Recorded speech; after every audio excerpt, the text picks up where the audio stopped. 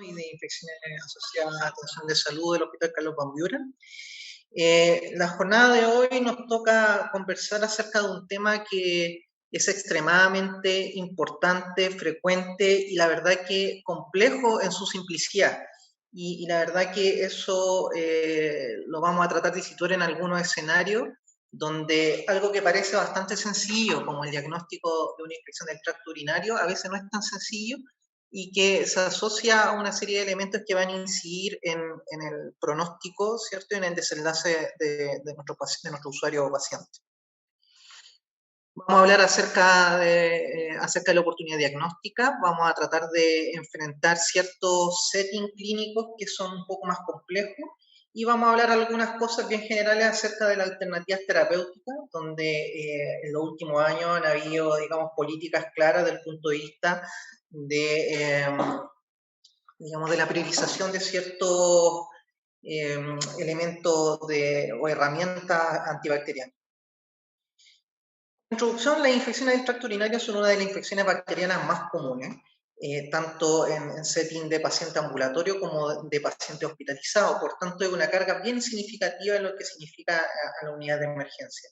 La incidencia anual es alta, especialmente en mujeres, y en hombres, a pesar de que es menos frecuente en edades tempranas, estamos hablando de paciente adulto, tiende a hacerse mucho más complejo y frecuente en la etapa más tardía de la vida. Afectan a más de 150 millones de personas al año en todo el mundo. En datos de Estados Unidos, 2 a 3 millones de consultas en las unidades de emergencia con un tremendo costo estimado, ¿cierto? 3.5 mil millones de dólares por año en los Estados Unidos. Por tanto, esto desemboca en un grave problema de salud pública y se relaciona directamente a emergencia de resistencia microbiana. Cuando hablamos de infecciones del tracto urinario, operacionalmente las podemos definir o clasificar de acuerdo a elementos que nos van a hacer plantear el riesgo de complicaciones o el riesgo de desenlace desfavorable. ¿Ya? Tiene que ver esencialmente con eso. Podemos hablar de infecciones del tracto urinario alto o bajo, ¿cierto? Si es que estamos hablando bajo la vejiga o sobre la vejiga, y también hablar acerca de infecciones complicadas o no complicadas. ¿Ya? Y vamos a hablar de infecciones complicadas, todas aquellas infecciones que van a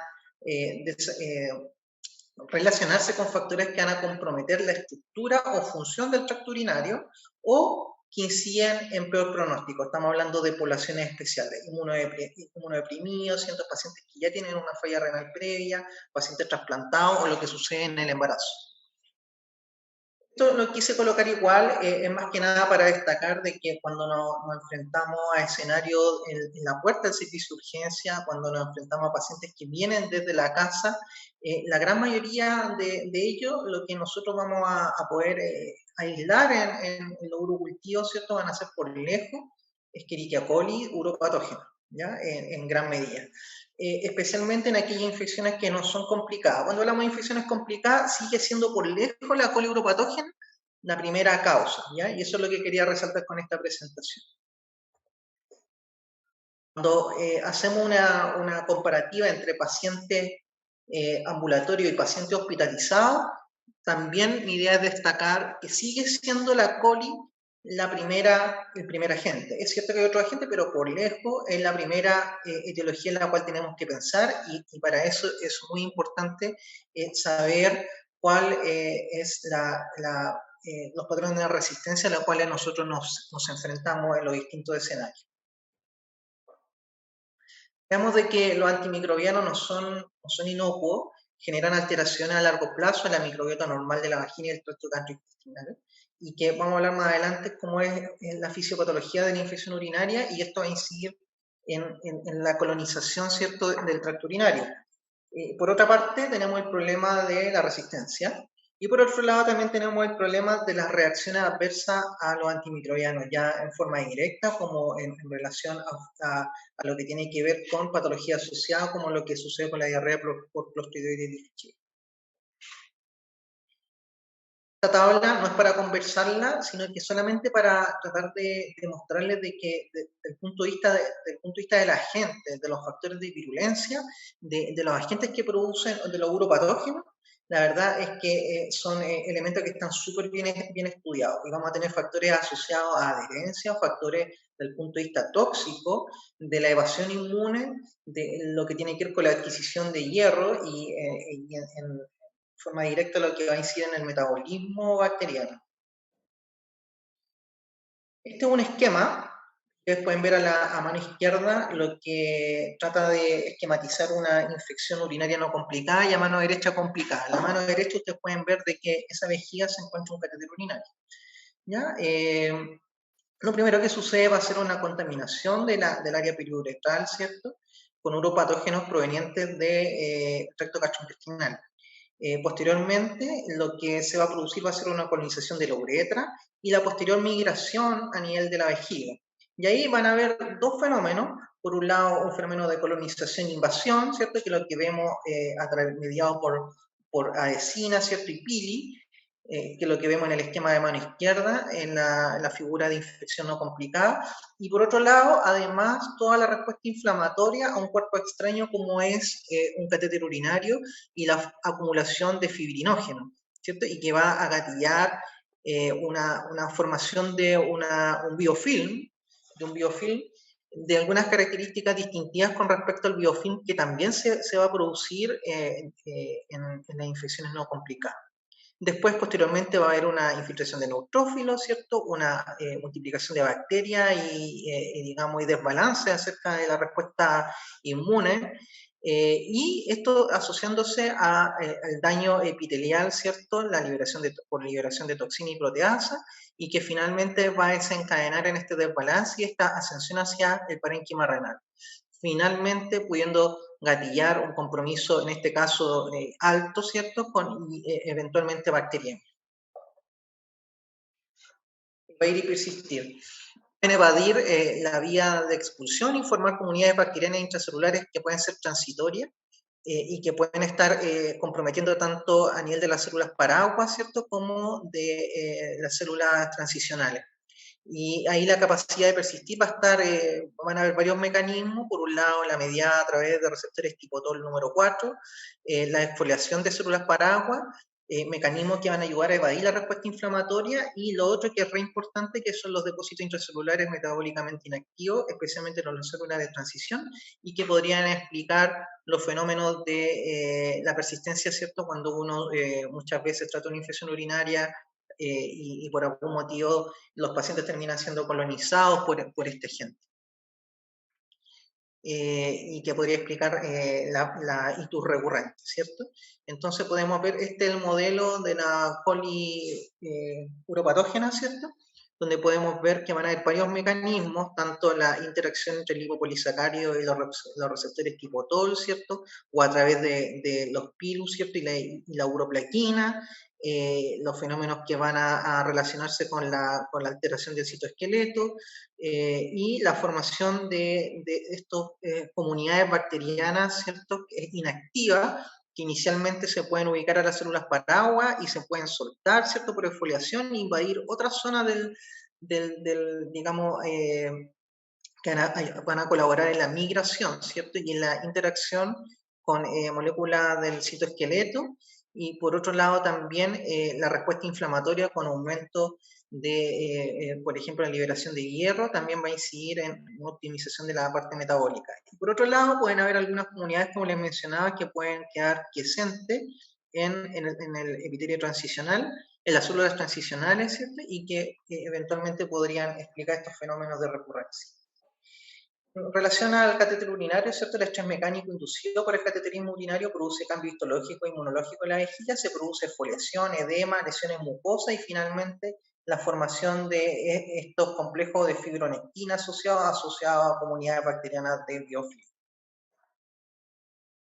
En síntesis, cuando tenemos un catéter urinario, va a haber una colonización, va a haber formación de biofilm y va a haber una respuesta inflamatoria en la mucosa a un cuerpo extraño.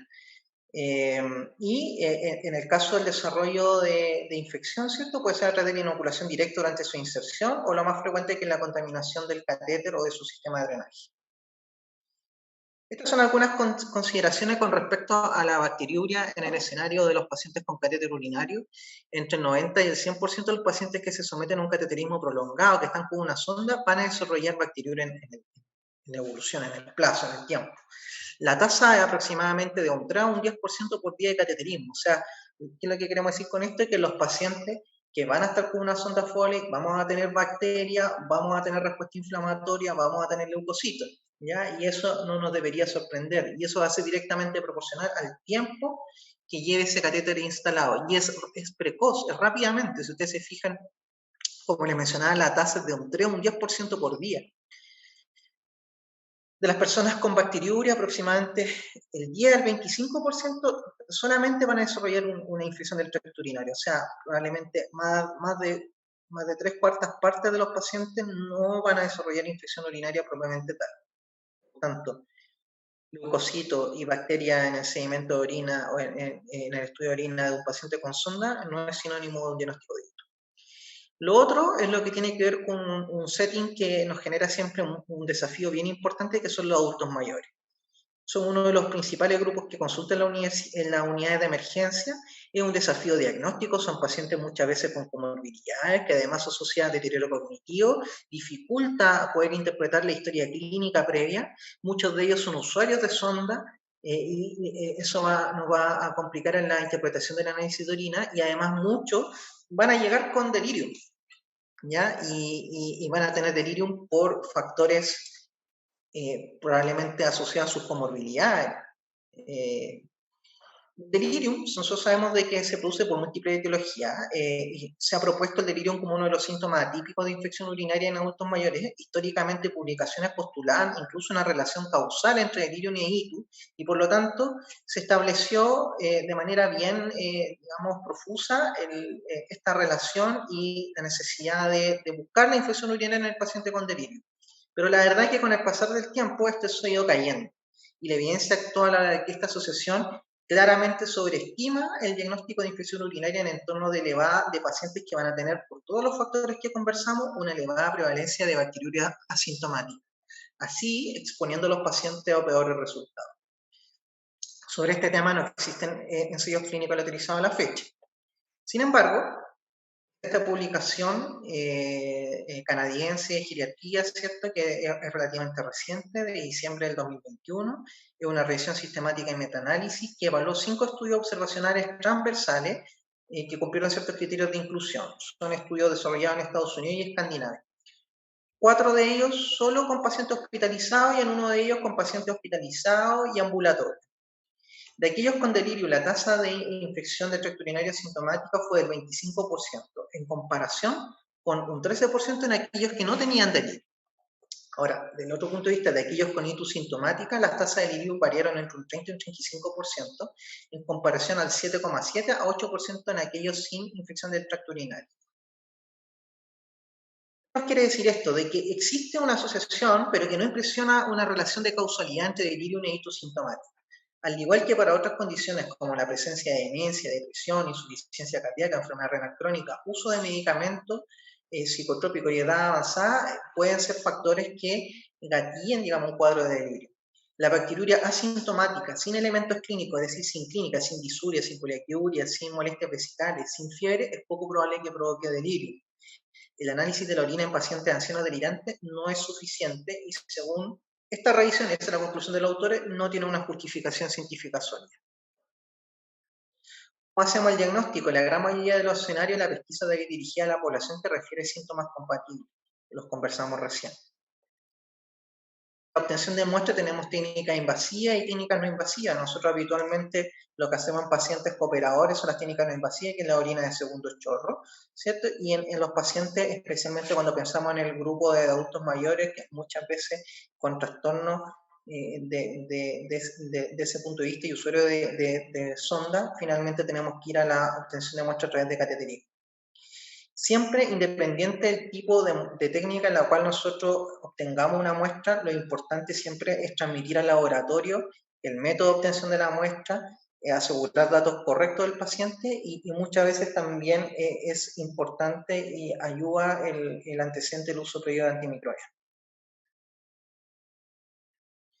Dijimos, la muestra de las sondas Foley, a las pocas horas las sondas van a contener flora colonizadora debido a la rápida formación de biopelículas en superficie de catéter, y en general siempre deben tomarse las muestras de un puerto en un dispositivo recién insertado cuando es un catéter urinario que ya lleva varios días. Un paciente que tenemos una clínica compatible con infección urinaria. La detección de bacteriuria mediante pruebas de nitrito. La bacteriuria se puede detectar químicamente cuando la bacteria produce nitrito a partir de nitrato y se asocia con miembros de la familia de las enterobacteriaceae, ¿cierto? Pero no está asociada con algunos patógenos que son menos frecuentes, como Staphylococcus prophyticus, ¿cierto? Pseudomonas o Enterococcus. La detección de epiurias se puede detectar y cuantificar microscópicamente midiendo leucocitos en la orina. El método microscópico es el más preciso para cuantificar piuria. Y existe una correlación de los recuentos con los recuentos de colonias, ¿cierto? Los pacientes con ITU sintomática. Lo vamos a ver después en un cuadro de resumen. Las pruebas de alteración leucocitaria, ¿cierto? Que lo que va a evaluar es la hidrólisis de sustratos de éster por proteínas con actividad estereolítica. Los neutrófilos producen hasta 10 proteínas con actividad estereolítica y eso es lo que finalmente va a traducir. Hay que tener, sí, cuidado con que la detección de piuria tiene tanto falsos positivos como falsos negativos. Falsos positivos asociados a contaminación, presencia de eosinófilos, ¿cierto? Pacientes con tricomonas vaginales, ¿cierto? Que pueden actuar también como fuente de esterasa, y falsos negativos, por ejemplo, en niveles elevados de proteína y glucosa, pacientes diabéticos descompensados, pacientes con síndrome nefrótico, grandes cantidades de ácido ascórbico, ¿cierto? O pacientes que hayan recibido tratamiento antimicrobiano reciente. Esto es lo que muestra un poquito las técnicas diagnósticas, ¿cierto? Que el estudio del uroanálisis, y la relaciona con, de acuerdo al recuento del urocultivo, ¿cierto? Las unidades formadores de color. Y acá vemos cómo la estereosis leucocitaria tiene una buena sensibilidad, una especificidad que va a variar dependiendo del recuento, ¿cierto? Pero que en general va a tener una buena sensibilidad, una baja especificidad. Los nitritos al revés no va a tener una sensibilidad tan alta, y en general lo que nosotros utilizamos muchas veces es la combinación de elementos, ¿cierto? La combinación de la piuria, ¿cierto? Con la presencia de nitrito y en relación a la bacteriuria. En general, la más útil es la evaluación de la bacteriuria y la piuria, ¿cierto? Combinadas se relacionan más frecuentemente con ITU y en general tienen un alto valor predictivo negativo. O sea, su ausencia nos va a ayudar a descartar de manera bien fehaciente la posibilidad de una infección urinaria. Los cultivos, ¿cierto? La incubación de los cultivos de orina de rutina habitualmente es de 48 horas.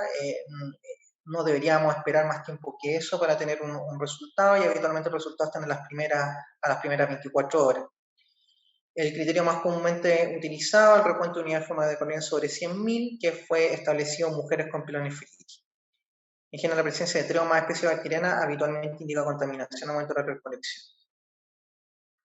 Y en relación a lo que es el escenario de bacteriuria asintomática, dejar en claro que no existe beneficio en la detección sistemática de bacteriuria asintomática en la población general, excluyendo a pacientes en no embarazadas, ni tampoco ni en adultos mayores, ni en diabéticos, ¿cierto? Ni en usuarios de catéter urinario, ni ante procedimientos quirúrgicos no urológicos. Respecto al tratamiento, tenemos, y digamos, el título de la presentación, dos herramientas que son bien importantes, ¿cierto? La amicacina es un aminoglicósido, ¿cierto? Que bactericida, ¿cierto? Va a actuar a través de la inhibición de la síntesis de proteínas, se une a la subunidad del ribosoma bacteriano 30S, es altamente hidrofílico, tiene una baja unión a proteína y su excreción urinaria es tremendamente elevada. Las concentraciones de orina pueden superar las 100 veces a la concentración plasmática. Además tiene efecto post-antibiótico, que en el fondo lo que hace es mantener la restricción del crecimiento bacteriano una vez haya alcanzado niveles bajos de la concentración inhibitoria mínima. Tiene un factor que es lo que nosotros siempre evaluamos, ¿cierto? Que tiene una disminución de la actividad en ambiente anaeróbico, y por eso la presencia de abscesos, de colecciones, hacen amicacina una herramienta en esos escenarios que son muy, muy pequeños, muy puntuales, no lo hace ser la mejor herramienta. Se puede administrar por vía parenteral, ¿cierto? Ahí están las dosis habituales y en general los efectos adversos a los cuales más le tememos es la nefrotoxicidad, ¿cierto? Que es la más común y ocurre en 1 a 10% de los pacientes y es reversible, y eso es súper importante. ¿Ya? Y tenemos también la herramienta de medición de niveles plasmáticos que nos ayuda también en la monitorización de eso. La nefrotoxicidad se produce por acumulación en la corteza renal, aparece luego de al menos 7 días de tratamiento y hay ciertos factores de riesgo bien determinados, la presencia de enfermedad renal preexistente, hipovolemia, hipotensión, otro nefrotóxico y la administración en dosis dividida. Ceftriaxona es un beta-lactámico, ¿cierto? De tercera generación, bactericida, ¿cierto? Inhibe la síntesis de la pared celular. A diferencia de amicacina, tiene una alta unión a proteína y su excreción renal un 50%, pero también biliar en otro 50%. Tiene un espectro de acción mucho más amplio que amicacina, de fácil dosificación, es de bajo costo y en general dentro de los efectos adversos más frecuentes están la hipersensibilidad y los efectos gastrointestinales. Y lo otro es la emergencia de enterobacterias productoras de beta-lactamasa extendida. Este es un estudio del año 2007 que evaluó la eficacia y la seguridad de aminoglucosa, una revisión sistemática y metaanálisis. Incluyó 26 ensayos clínicos autorizados en pacientes con infección del tracto urinario. Incluía también otros settings, pero en el fondo lo que estamos hablando en esta presentación del tracto urinario, 26 de esos ensayos clínicos eran de infección del tracto urinario. No hubo diferencia en mortalidad por todas las causas, ni en falla de tratamiento cuando se comparaba con cefalosporina, ni con quinolona, ni con otra alternativa en tratamiento de infecciones urinarias.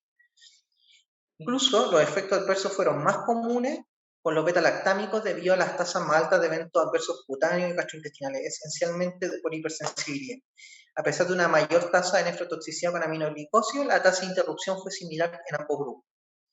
Y lo otro es que amicacina es interesante porque hay cientos de escenarios en los cuales de resistencia, en los cuales a nosotros nos permite incluso muchas veces con resistencia a otros antimicrobianos de otra familia poder utilizarla de manera segura y eficaz, ¿cierto? En enterobacterias productoras de beta-lactamasa espectro extendido, ¿cierto? Incluso en enterobacterias resistentes a carbapenémico, en pseudomonas de difícil tratamiento, ¿cierto? Y también lo otro es que, y hay estudios bien antiguos, tanto en adultos como en niños, algunas estrategias de dosificaciones de una sola dosis en infección del tracto urinario bajo, ¿ya? Algo que no es una estrategia que esté, digamos, extendida, pero existe alguna evidencia inicial.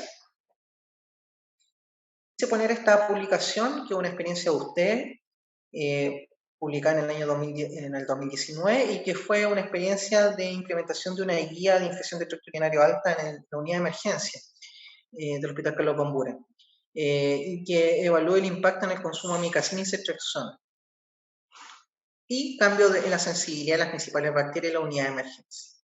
¿Ya? Y aquí podemos ver en el esquema de la izquierda, ¿cierto? El consumo de amicacina entre el año 2016 y 2017, podemos ver cómo aumentó el consumo, ¿cierto? Y en lo que fue cefalosporina de tercera, donde hubo un descenso menor. Y en general lo que se vio fue una variación, digamos, que fue menor en lo que fue la susceptibilidad de un aumento de la susceptibilidad, ¿cierto? Como podemos ver entre el 2016 y el 2018 en cefalosporina de tercera, en Klebsiella. Como conclusiones, las infecciones urinarias son una de las causas más frecuentes de consulta en la unidad de emergencia. Su diagnóstico se basa en elementos clínicos de laboratorio, sin embargo, en algunos escenarios es un desafío. Se ha reportado un sobrediagnóstico, especialmente en adultos mayores y en el paciente usuario de sonda Foley, impactando en la emergencia resistencia, en mayores efectos adversos, desarrollo de diarrea por clostriditis difícil. En casi todos los escenarios, su estudio debe estar mandatado por la clínica compatible, evitando así la pesquisa de bacteriuria sintomática. Los aminoglicosidos han demostrado ser eficaces y seguros, siendo la nefropatía la complicación más frecuente en pacientes con factores de riesgo. Muchas gracias. Hay un comentario del doctor César Aro, dice, hay centros de salud en los cuales el urocultivo no se realiza si no hay depositoria para evitar la repercusión que pudiera tener una conducta médica en urocultivo. ¿Qué opina de esta medida? O sea, yo creo que estoy de acuerdo. O sea, como hablamos hace un rato, nosotros lo que tenemos que tratar de apuntar en escenarios donde hay un sobretratamiento de los pacientes, en poder pesquisar a la población realmente que está cursando con una infección urinaria. Y si hay ciertos elementos que nos hacen pensar de que pudiese tener alguna condición especial, el uso de antimicrobianos, deberían ser elementos a los cuales uno se comunique con el laboratorio y le avise. El delirium puede ser el único síntoma de la presentación de una ITU. La verdad es que ese es un tema de que ha ido en progresiva retirada, o sea, puede ser un parte del espectro, pero en el fondo, si nosotros nos guiamos como el delirium como un síntoma único de presentación de ITU, vamos a sobretratar a la gran globalidad de pacientes. Pseudomonas XDR en la orina de la población de Valparaíso. La Pseudomonas XDR es absolutamente excepcional y estamos hablando de pacientes, muchas veces pacientes hospitalarios, instrumentalizados, en escenarios muy en particular.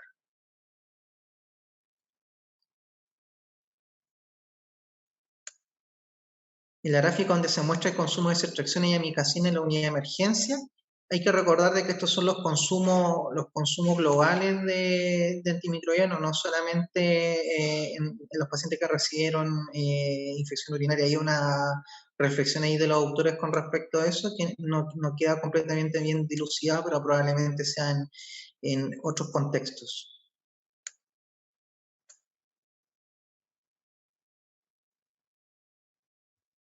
No sé si hay alguna otra pregunta o comentario.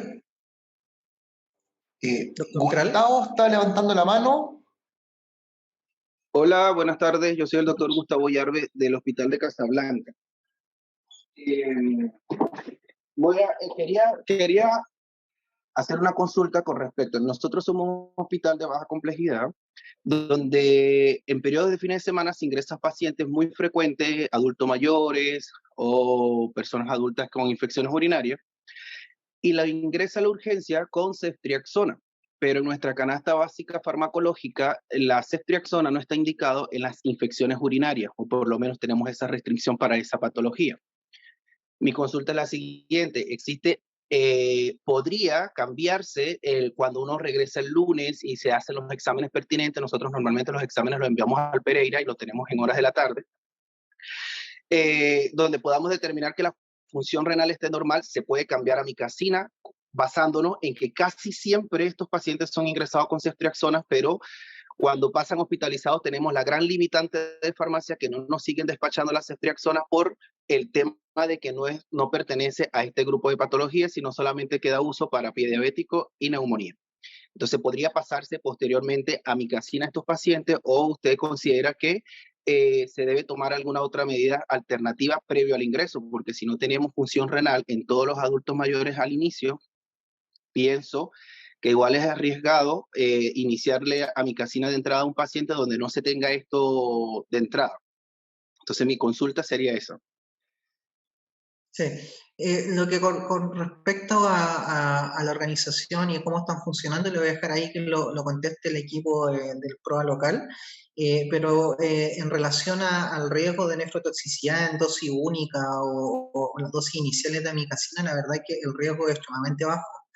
Eso en general se condice o es directamente relacionado en relación a la cantidad de días. Ahora, lógicamente que hay pacientes con factores de riesgo que uno tiene que considerar. La duda es si es que se autoriza la ceftriaxona y después cambiar a amicacina. ¿Esa es la duda? Perdón.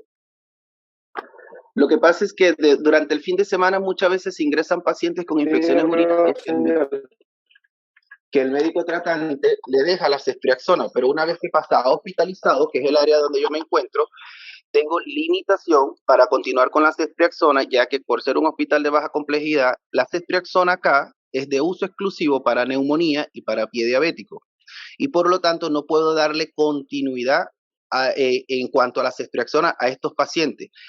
Mi pregunta es la siguiente: ¿se puede iniciar, como el doctor dice, es bajo el riesgo efectivamente de que podamos causar una nefrotoxicidad en estos pacientes, pero es iniciar de entrada con la amicacina, aún no teniendo los valores de referencia de creatinina en un paciente, saber cómo está su función renal? O en su defecto, si existe alguna problemática de que, por ejemplo, el día lunes cuando yo llego veo que todo está bien y como no puedo continuar con ceftriaxona, rotarlo a las 72 horas a amicacina, porque siempre me encuentro con esa gran limitante.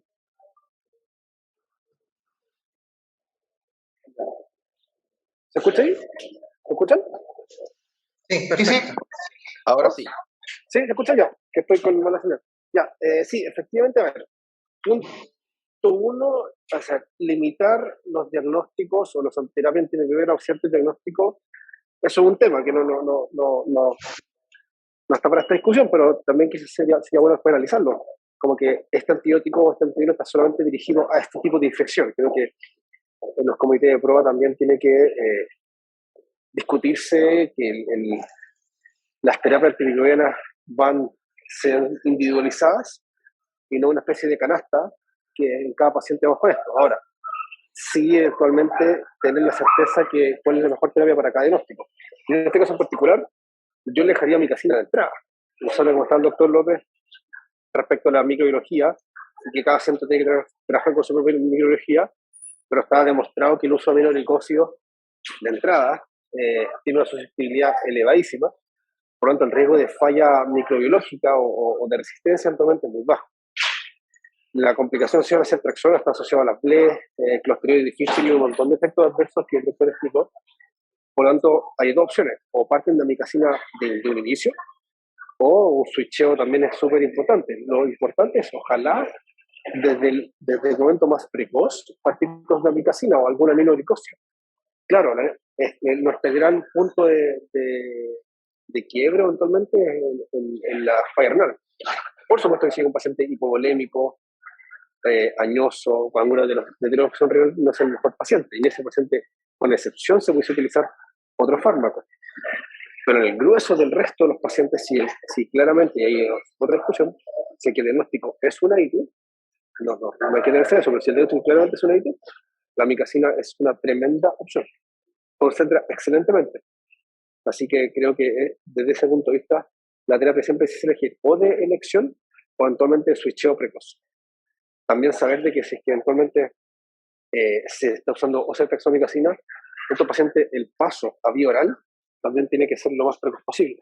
En ese sentido, contar con el cultivo para pasar a esa vía oral y completar la terapia lo más precoz, acortado posible.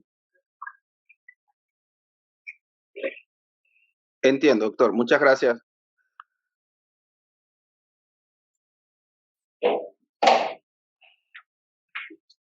Doctor López, ¿algo más que quiera aportar a la presentación?